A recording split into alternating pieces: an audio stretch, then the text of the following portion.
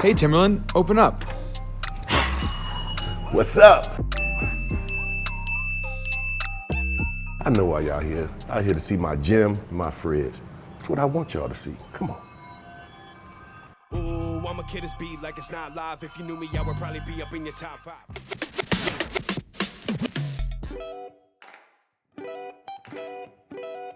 All right, Tim, show us that fridge.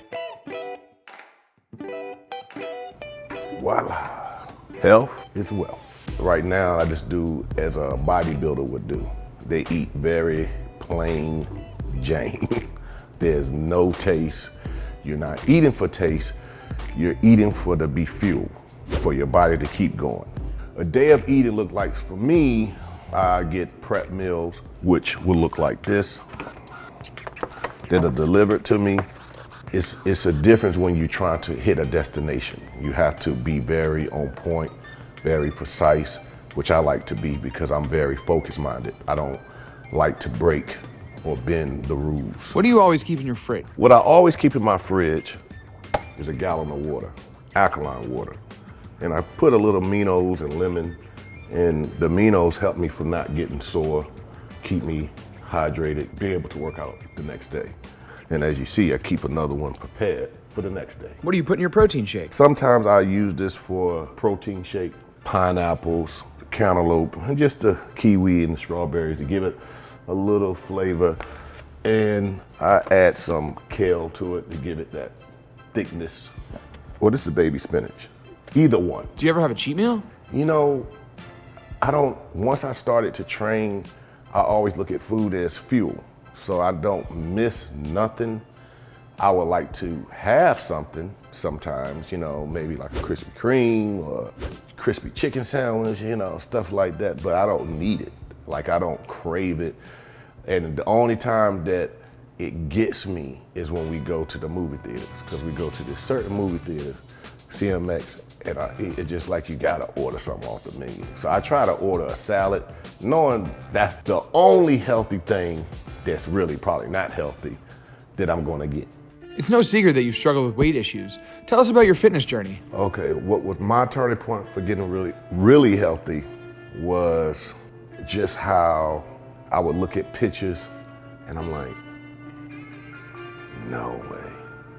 I don't know, one time I was like looking at a girl and I was like, and I looked at my breast, I looked at her breast, I'm like, we both can, you know what I'm saying? I can suck yours, you can suck mine, but like, that just can't. And then it's like, I knew through all what was under the fat, I knew what I could look like. I always saw this vision and that vision stayed in my head.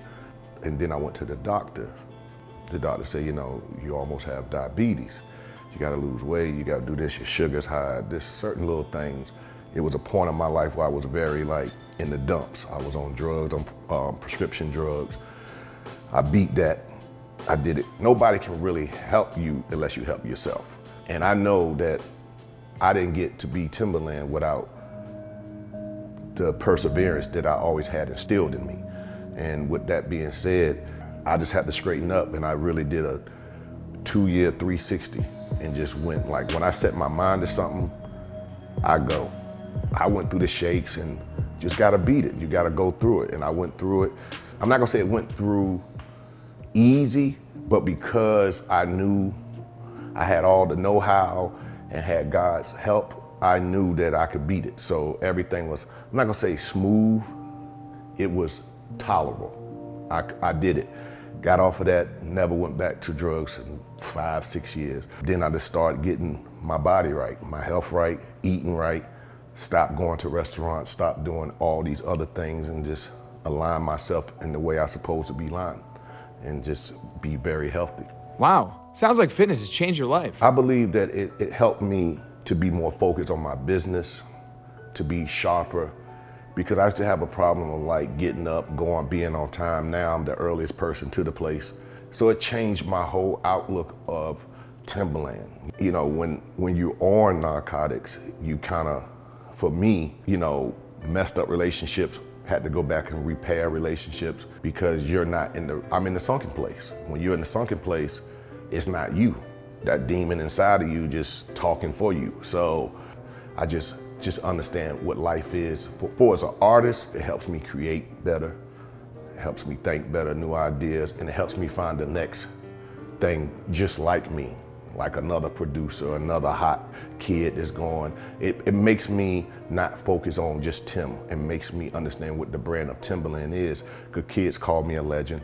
So Timbaland was the guy who did the most prolific beats that make people dance. So now I have all these kids under me who does the same. It made me sharp as a business person and understand my value, because I don't believe that I understood my value when I was the other Tim. So now when I look at myself, I always call myself Nutty Professor. Professor Clump is gone.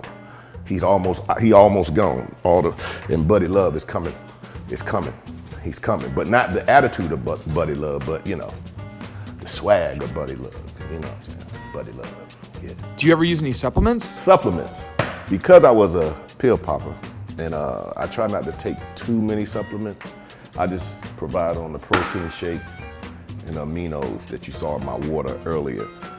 That's really it. Protein with some cinnamon. And of course I take flaxseed oils, fish oil, multivitamins. All right guys, so y'all know my routine. So now we're gonna do the hard part. You saw my fridge, you saw what I do, you saw the house. Now we're going to the gym, the real house. Let's go. What's up, what's up? My goals is to look like an action figure. You see all these great people who here that work out here? You see all that? I got to be on that wall. Not as an athlete, but just as Tim. You've had a long and successful career, and you're still making music. How do you keep yourself motivated? There ain't no such thing as not being motivated. I'm always motivated. The gym is like your natural drug. So some people is like having coffee in the morning. So me not going to the gym, that's not in my regimen. I have to go to the gym.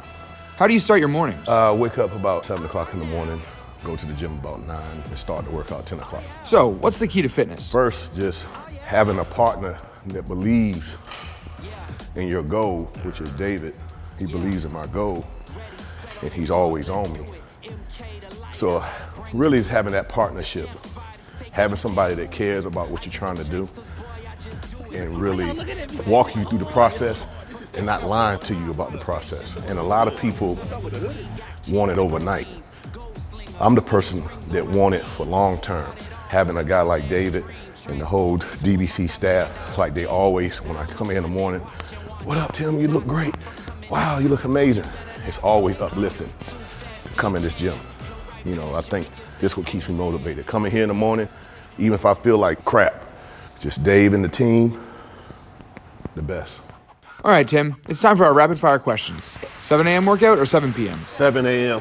Squat or deadlift? Squat. CrossFit, yay or nay? CrossFit. Pull-ups or chin-ups? Pull-ups. Dumbbells or kettlebells? Dumbbells. Run on the treadmill or the great outdoors? Run outside. Big legs or big arms? Big legs. Cardio or weights? Weights. Biggest compliment, jacked, ripped, swole, or cut? Rip. If you could work out with anyone, dead or alive, who would it be? Phil Heath. That's who I want to work out with, because first of all, he's jacked, that's number one, and his diet regimen looks insane. So, all right. It's been nice. I'm glad y'all came, saw my fridge. Y'all came to the gym, but now you gotta get the hell out of the gym. You have to go. You gotta go. Now. Bye-bye.